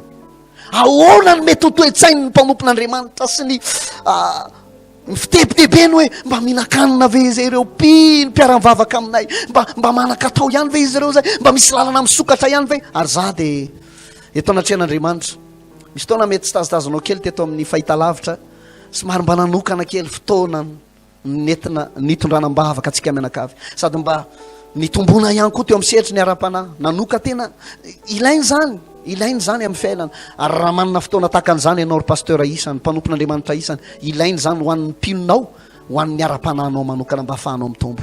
Inona ny zavatra misy ndao toy izy antsika ny tantara de niteny Mosesy tamin'i Jehovah manao Jehovah o ianao ve ame henan'ireo lehilahy fotsiny eneny no efa misy efa enetsiny isany de nefa mandritra ny 2 volana omena hena foana. Aiza ny ondry manosy omby avita an'ireo ka ampy avoky an'ireo ary na de niaza ny rano rehetra ny anaty ranomasina aza ho ampy an'ireo. Fa ho Jehovah mantsy amin'ny Mosesy. Ndao mba vakitsika ny 720 naran Jesosy. De ho Jehovah tamin'ny Mosesy ny afoy vantanan'i Jehovah. Ankehitriny de ho hitanao na ho tanteraka aminao ny teniko na tsy. Tanao fa na Mosesy koa aza mipanika ihany hoe tena ahoana zany, aiza nisy aizany randray andro mety ho vita ihany manome henany reto fara 2 volana aiza nisy henana omby andiany ohatry ny ahoana azy. Fa amin'Andriamanitra ry havana ainy ataony manokatra ny lala. Olana ratsakafo ny olanao hitahanao Andriamanitra ry anao fahagagana eo amin'ny fiainanao. Midira fotsiny ao anatin'ny planin'Andriamanitra. Atsaro ny fimonomonana hibebahantsika zany androany ary raha nanao an'izany ianao tamin'ny vavanao tao anatin'ny tokantranonao tao ndao hibebahantsika zany rehefa aveo. Ndao hifona antsika ao anatrehan'Andriamanitra ny fitaraina ny ratsy fa amin'izao na mpanompon'Andriamanitra satria tsy misokatra amin'ny fiangonana de maneho fitaraina ny ratsy any anatin'ny tokantrano any na maneho fitaraina pahoriny ary tsy mahafaly an'Andriamanitra nefa zany. Ohatra ny mametra an'Andriamanitra zany. Andriamanitra ry havana tsy voafetra ny zava-misy zany. Andriamanitra tsy voafetra ny tsangan-javatra zany. Ny réalité tsy mamaritra an'Andriamanitra, ny situation tsy mamaritra an'Andriamanitra zany. Izy Andriamanitra foana ary afaka mibaiko ny zava-misy. Afaka mibaiko ny zava-misy. Eritreretinao fa tonga ny apitso rivotra avy any ananinany fotsiny nalefan'i Jehovah. Nalefan'i Jehovah ny rivotra avy any amin'ny ranomasina any de nitsoka ny papelika. De reny ny papelika ny akaka ozy ny baiboly de akioro akioro miala amin'ny tany no avon'le papely zany hoe fa papely kareraka avy any ananynany nitsofony rivotra avy any misambotra ohatr'izao fotsiny zanak'isely kefela koa tsy nanakena de ny sasany to de nanao be fahandro andriamanitra ry havan'andriamanitra makaka raha zay sakafo vitan'andriamanitra amin'ny mamelona anao baiboly de miteny amin'ny teny fikasany manao hoe de inany ianao ka hovoky ka hiterany anaran'i Jehovah fa andriamanitra ry havana tsy hitan'ny olona mpimonomonina sy ny mpametsiny sy ny mpamotsifotsy azy ary zany natonga ny reto zanak'isely sasany reto nyampatrampatra tany anefitra ny fatiny satria efa diso zatra fimonomononana loatra diso zatra fanomezantsiny an'andriamanitra tsy zakan'andriamanitra ry havana zany ny olona noforonony de anambarany fiderana azy anaiky ny planiny sy ny programany fa tsy hanometsiny azy satroko itoy ao anatin'ny fampianarana ary maro ny zavatra mbola azo ifampizarana sy ifampahirezana raha izay sary zay no zareko taminao zany afatra zany ohatry ny ahoana ny fatakaranao ny fahalehibiazan'andriamanitra fa naniratsika teo ary tsy mbola malaza ny fahalehibiazana tsy misy ohatra ho ny voalaza amin'ny bokin'ny Job azo anoharana azy tsy azo oharina amin'ny tendrombohatra izy kely loatra amin'ny tendrombohatra tsy azo oharina amin'ny lanitra izy mbola kely koa zany tsy azo tsisy ohatra azo anoharana azy lehibe loatra izy diso ngeza loatra ny andriamanitsika ry havana atsangano ny altara ny fiderana atao anatin'ny tokantrano ny altara ny fifandraisana amin'andriamanitra ary zao anie araka ny ambaran'ny lehilahin'andriamanitra zay efa nitoro teny teto lasa fiangonana lasa altaran'i Jehovah daholo zao nitokantranotsika mianakavy ary hatramin'ny tsy mpivavaka ary lasa mivavaka amin'izao vanim-potoana zao satria hoay zary de raha ny gentilizy sara ry havana miala amin'ny fahotany miala amin'ny fahazarany ratsiny mba arao any amin'ny tambajotra serasera sy ny sisa any fa misy olona tena natsapa mihitsy hoe atao anatin'ny fahoriana izy de nivonjeny Jehovah de tena ianinao mihitsy hoe misy tara-piovana hitanao any aminy de manomboka mideran Jehovah de ianao ray ve zanak'andriamanitra kristianina mpanompon'andriamanitra anao de aka ny toerany zanak'isely imonomonina anao fitaraina paona anao fitaraina ny ratsy ao anatrehan'andriamanitra ka ho aringan'i Jehovah ao anatin'izao toe-javatra sarotra izao ry havana malala zao vanim-potoana zao no anehoan'andriamanitra mivoninany aminao be dehibe no mijoro vavolombelona ary tsy tambo isaina tsy voatanisako eto anisan'izay maranako azy tanteraka fianakaviana anankiray zay tena tao anatina problème mihitsy fony mbola tsy tonga akory zao valanaretina Covid-19 zao sady nikorotana ny tokantrano le fianakaviana no tao anatin'ny olana arabola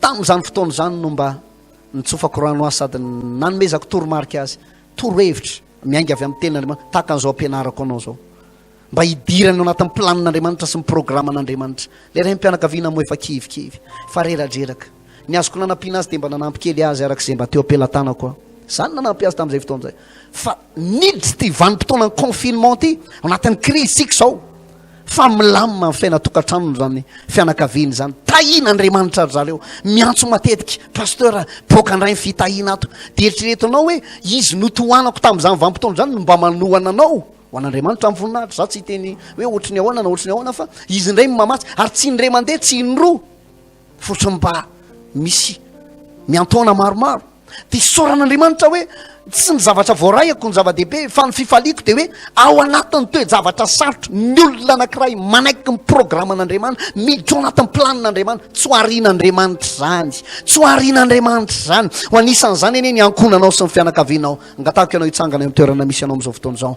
de andao mba hisaotra an'andriamanitra isika ohatry ny ahoana reny mba hisaoranao azy androany amin'ny alala amin'ny teniny ohatry ny ahoana mba hideranao azy androany amin'ny alala amin'ny teniny tao anatin'izany fampianarana zany raha izany rehetrarehetra zany nanambarako aminao ny fahalehibiazana sy ny heriny sy ny fahaiza manaoany velaro ny tananao de misaora azy velaro ny tananao de mitenena amin'ny manao hoe hiditra ao anatin'ny planinao andriamanitra anaiky ny programanao tena zay planina hitondranao amin'ny fiainako de ekeko zany andriamanitra samy mivavaka maiza manandratra an'andriamanitra aza manao fahazarana rehefa mivavaka aza manao ohatry ny efa hoe efa mahazatra izy tika na manangatana na tsy manangana tsy olana na hite mafy na tsy hite mafy tsy olana maiza midera azy maiza manome voninahitra azy apetrao amin'ny seza fiandrianana izy apetrao amin'ny toerana misy azy izy mamerina amin'ny voninahitra ho anao araiko satria avy aminao zany afatra izany ary tsy misy avy amiko na de kely azy ianao no nampafantatra ato anatina fanambarana fa ny fahalehibiazanao de tsy aheritreretina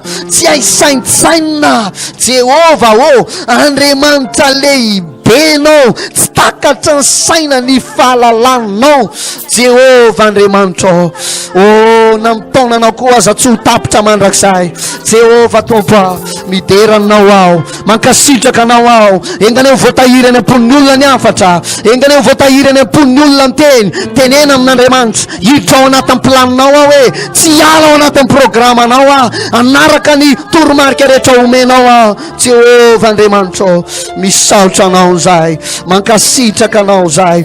Jehovah Tompo, tsy hiala amin'ny planinao mandrakizay, tsy monmonina, tsy hanmetsiny anao Andriamanitra, tsy hitaraina na ny fitaraina paorina manoloana ny zava-misy, na mifanaraka amin'ny saina na tsy mifanaraka amin'ny sainay. Zay Tompo ty hanaraka amin'ny planinao fotsiny, tahaka an'ireo 20 taona midina. O Tompo malala, zay tonga soa tao amin'ny tany Kanana, tonga soa tao amin'le teny fikasana zay nampilazainao ny taranaka Abrahama fa omenao azy. Jehovah raiko, mankasitraka ny amin'ny teninao, mankasitraka ny amin'ny teninao, mankasitraka ny amin'ny teninao, mankasitraka ny amin'ny teninao. Ianao Jesosy manasitrana ka tsy hanafenako ny aretikio. Tombo vetetsika isahiry zay a. Ny voalohany sy ny faharoa ary nisany andininy ihany vetetsika. Ngatahako ny mpitendry a. Tao dia andefa an'izany fekiry zany ao ambadika ao.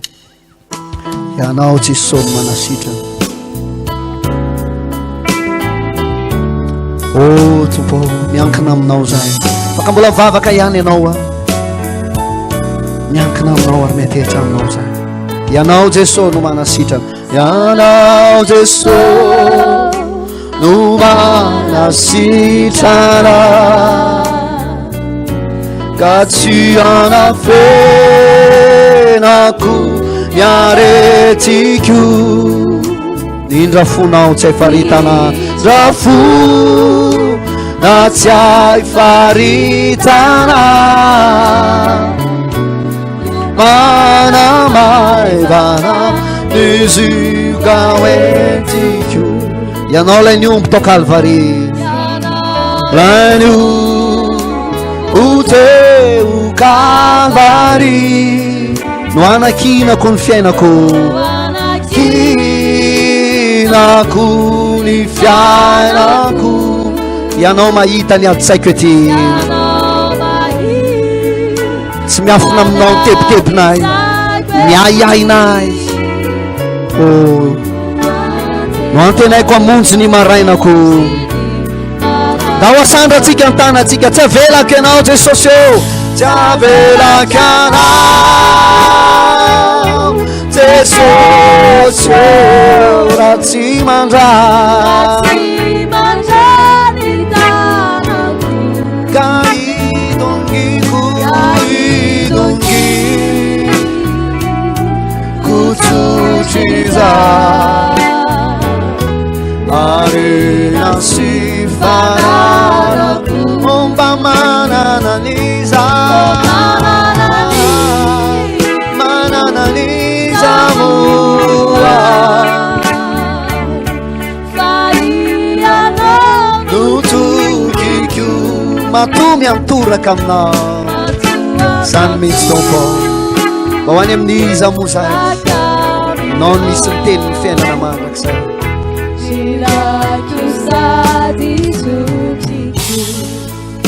Vavakantsika amin'izao fotoana izao a. Somary akipio any amin'ny masonao hoe raha vangin'Andriamanitra amin'ny alalan'izao fanentanana izao ianao a, dia aza manamary-tena manao hoe taiza koa zao zay monimonina teo, taiza zao zay nitaraina teo, ovinany nanao fitarainany ratsy teo anatrehan'Andriamanitra. Fandraindraina dia isika mpanompon'Andriamanitra aza, dia latsaka ao anatin'ny fanomezantsiny an'Andriamanitra. Aiza ianao Andriamanitra, tsy hitanao va zao fahoriana izao, fanomezantsiny anie zany ry havany. Dao mba hifona antsika eo anatrehan'Andriamanitra, dao mba hivaloza antsika eo anatrehan'Andriamanitra, dao mba hibebatsika eo anatrehan'Andriamanitra. Ny fotsika mihitsy no hoentsika hiankohaka eo anatrehan'Andriamanitra. Tsy voatery hoe mandoalika isika satria mety tsy manana fotoana lavabe ny amin'izany tsika. Feom-pitsanganana eo ihany, raha afaka mandoalika moanao tokantrano ataovy zany. Vavakantsika angataka ny famelan-kelo, angataka famondram-po amin'Andriamanitra, hibebaka eo anatrehan'Andriamanitra miaraka amin'ny Pasteur Ravaka Andrenalsoa. Ao anatin'izany vavaka izany, ifona amin'ny tompony amin'ny fimonomonina atsika, ifona amin'ny tompony amin'ny fanomezantsiny, ny amin'ny fitaraina-pahoriana, ny amin'ny fitaraina ny ratsy izay nataontsika teo anatrehan'Andriamanitra. Reo teny mamely an'Andriamanitra, ohatrany mametra an'Andriamanitra ny amin'ny fahaizana. Vavakantsika amin'izao fotoana izao, ataovy amin'ny fonao rehetra mihitsy izany vavaka izany. ry Andriamanitra rainay Andriamanitra velona sy masina ankehitriny dia nandreny hafatra ao izay tompo ary raha nandreny hafatra ao dia mangataka famindrapo lehibe avy aminao tompo Andriamanitra ray tsapanay tompo Andriamanitra fa nisy fotoana tokoa efa nanao zay ratsy teo masonao izahay ary monmonina teo anatrehanao Andriamanitra tsy mba nisy fotoana akory na nakasitraka ny amin'izay fitondranao zay Andriamanitra za dia mangataka famindrapo avy aminao androany Jesosy eo mamindrafo aminay tompo Andriamanitra rainay nisy fotoana nametsiny anao misy fotoana Andriamanitra ray nanamaivana ny fisinao sy ny falebiazanao sy ny fahagagana zay ataonao eo amin'ny fiainanay momonina Andriamanitra ray Jesosy eo amin'ity dia mangataka famindrapo avy aminao Jesosy tsy nahay nakasitraka akory izay tompo Andriamanitra rainay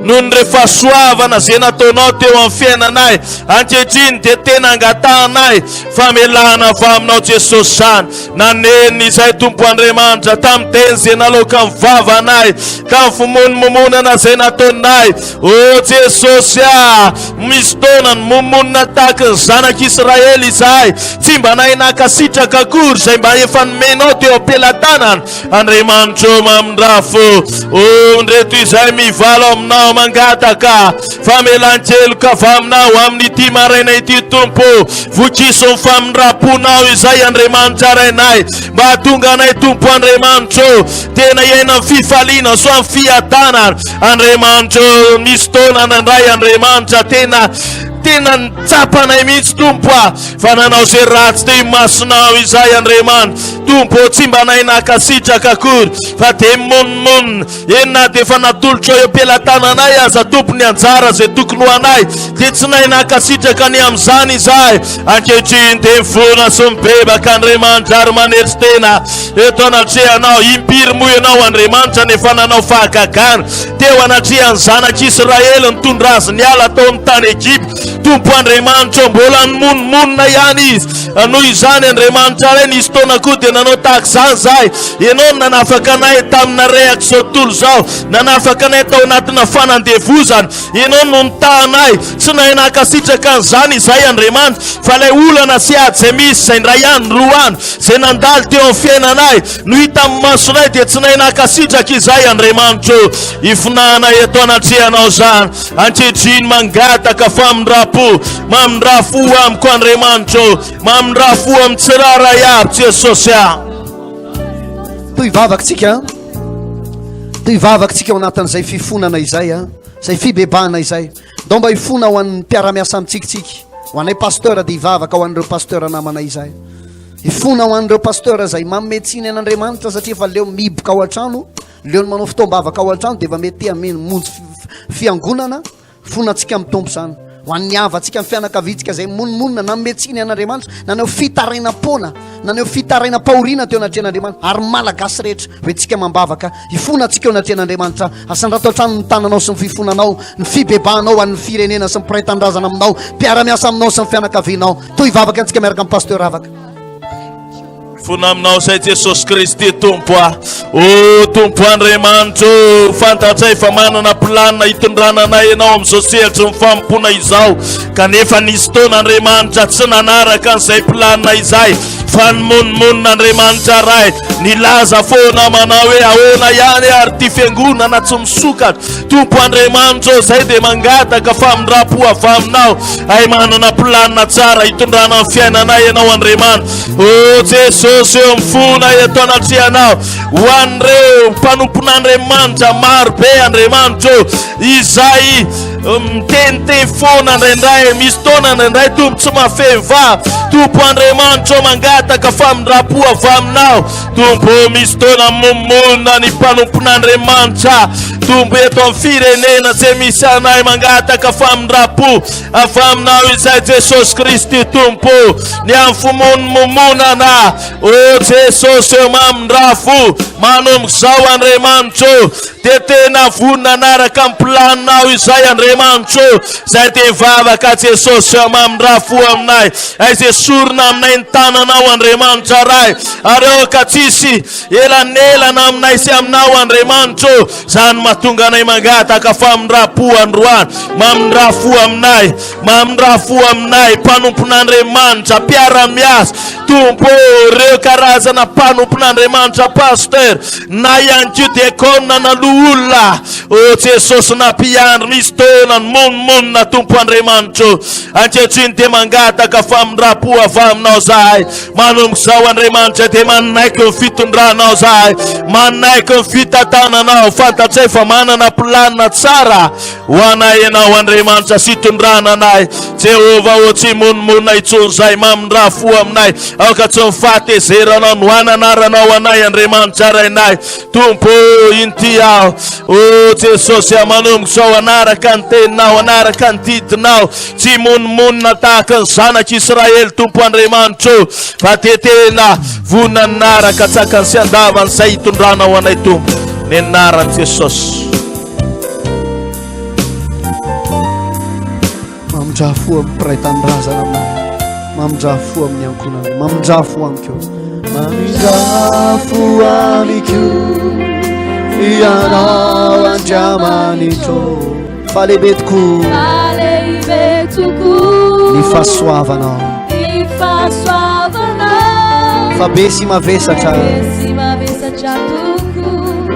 ireo fahotana vitako o vonjeo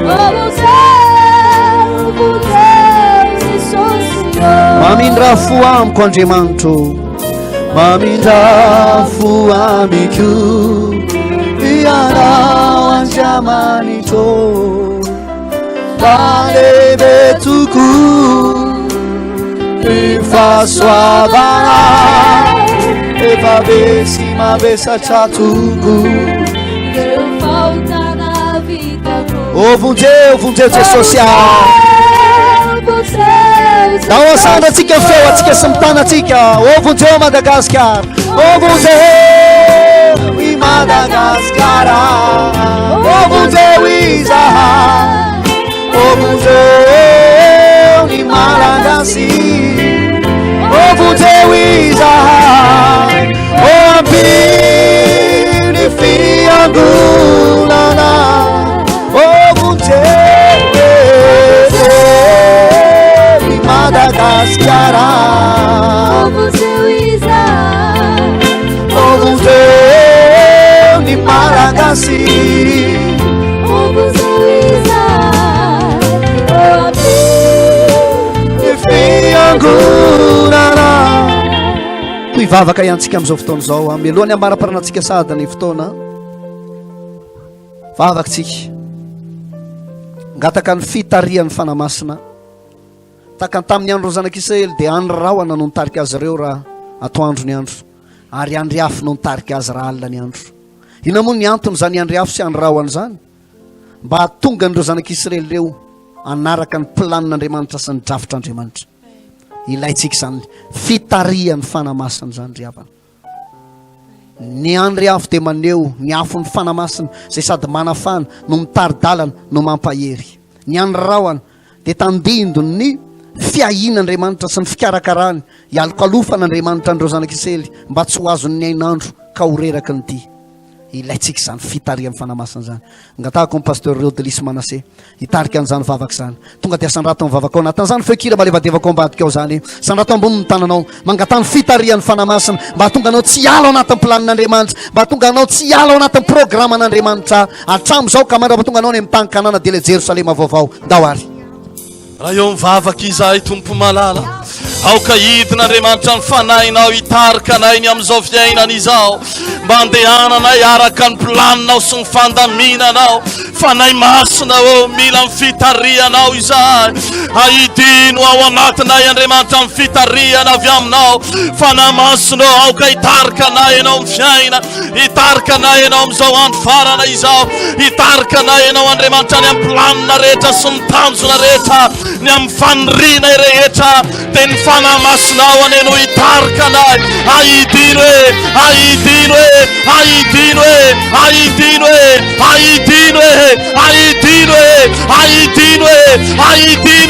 ahidino tsy ho kivy zany izay rehefa tarianao, tsy ho reraka zany izay rehefa tarianao. Andriamanitra mila zany fitariany fanahy masina izany. Ahatonga anay ahomby, ahatonga anay ho tafita, ahatonga anay Andriamanitra ho ampinina amin'ny zavatra rehetra. Ilaiko Andriamanitra ny fanahy masinao, ilaiko ny fanahy masinao, ilainay ny fanahy masinao, ahidinao aminay ny fanahy masinao, ahidinao aminay ny fanahy masinao, ahidinao aminay ny fanahy masinao. Ao anatin'izao tokantrano izao, ho fenoinao ny fanahy mahery, ho fenoinao ny fanahinao mahery, ho fenoinao ny fanahinao mahery.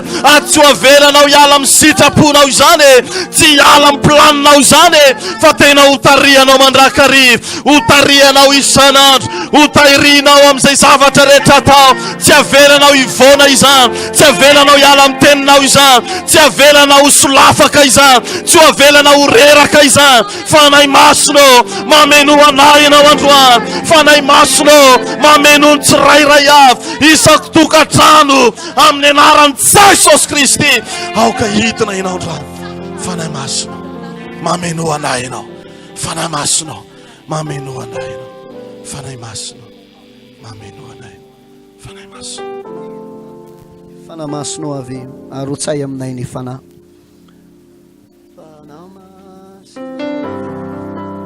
Ataontsika zany iray zany, mila anao zay fanahy masina, mila nitaridalanao zay, mila niosotrao zay, hitarika anay tahaka nitarianao ny zanak'Israely nandro nalina. Ilainay zany, ilainay zany, mangetay etany zany zay. Fetesika anisany andininy zay izay avy fanahy masina, feno zay, toano zay.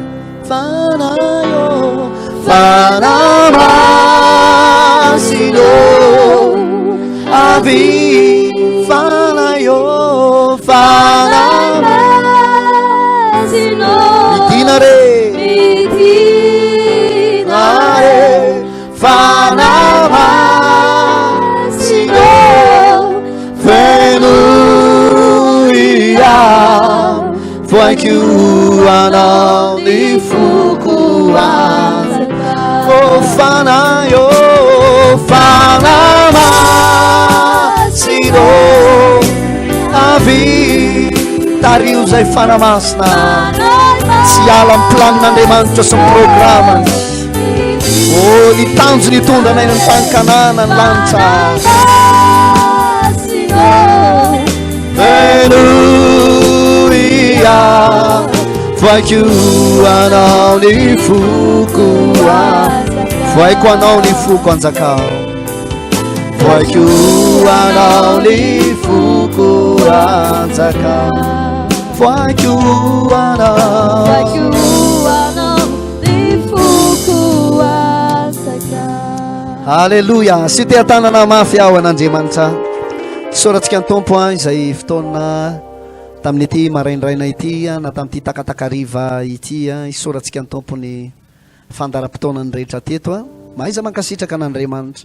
Ekena mety niotra kely fotoanatsika fa inoko maromarina fa mahasoa dia tena mahasoa anao izany fampianarana zany sy ny vondrom-bavaka izay ny rahantsika teto tamin'ity anio mahafinaritra ity. Afatra ho anao dia zao, aza miala ao amin'ny planin'Andriamanitra, aza miala ao amin'ny programan'Andriamanitra, aza makatahaka ny zanak'Israely fa lesonao atsika nandringanan'Andriamanitra andreo zanak'Israely reo mba tsy andalovanao amin'izany fandringanana zany, ka hiampatrampatra amin'izao vanim-potoana zao ny fatanao sanatriany zany, fa mba hoenao le ho tonga soany amin'ny tany kanana ary tsy ianao ihany fa ianao sy ny akonanao ary ny fianakavianao.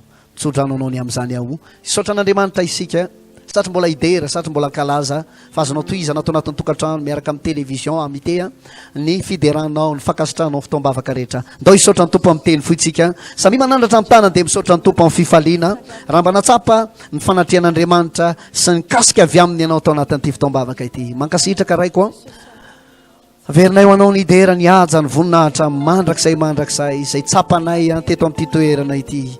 Tsy azonany zany zay ray fa mendrika ho anao zany, anao lay mipetraka eo amin'ny seza fiandrianana fotsy lehibe zay ao amin'ilay mazava tsy hay atonina Andriamanitra ambony indrindra, tsy hay ampitahinana amin'iza ianao le tsy manana taloha ary tsy de mbiasa pahefana, ianao no deraina sy ankalazaina romena voninahitra mandrakizay mankasitraka raikio. amen. Raiso mitsodrano hoantsika mianakavy. Andriamanitra ane andray tanana ny fiainanao taka nandraisany atanana ny zanak'Israely niala tao amin'ny tany Egipta ho any amin'ny tany Kanana. Amatsy anao ane Andriamanitra amin'ny vanim-potoana ny fahoriana, anoana anao hatrany any Andriamanitra ka tsy hamelanao irery, tsy hananjava mahaory ane anao. Inany ianao ka hovoky dia idera ny anaran'i Jehovah. Manonona teny mpaminaniana ao anao aho. Ianao sy ny ankonanao ane tsy hiala ao amin'ny planin'Andriamanitra mba ho tahaka ny Josoa sy ny ankonany, Kaleba sy ny fianakaviany izay tonga soa tao amin'ilay tany Kanana, dia ho toy izany ane ianao sy ny ankonanao, ho tonga soa amin'ilay Jerosalema vaovao. Ianao mba amin'ny ankonanao, ianao mba amin'ny fianakavianao, ianao mba amin'ny havanao sy ny mpiaramonina aminao, mpiray tanirazana mihitsy amin'ny anaran'i Jesosy ho avahan'Andriamanitra. Ho tanteraka aminao zany amin'ny anaran'i Jesosy. Lohany ianao fa tsy rambony, ambony ianao fa tsy ambany, izay irinao omeny Jehovah anao ane zany. Ho tanteraka amintsika zany, tsika rehetra miara manao hoe amen. Tahin'Andriamanitra.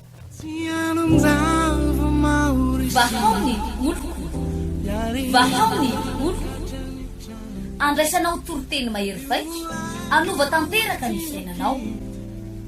Vavaka matanjaka na délivrance enjana ho fanafana ireo fatotra.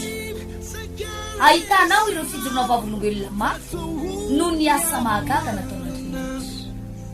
Vahaony oloko, vahaony oloko, nandeha tantety izy mba asy.